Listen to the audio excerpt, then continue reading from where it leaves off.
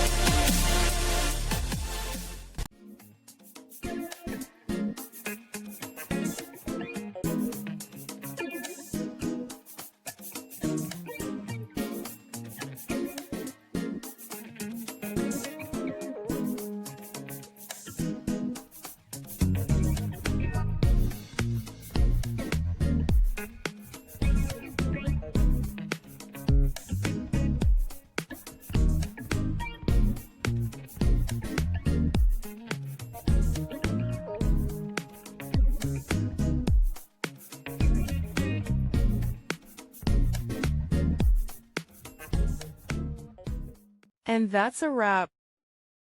I hope you found the answer you were looking for. If you did, take a second to hit that subscribe button. It really helps out. And let me know in the comments which solution worked best for you. See you next time in the debug zone.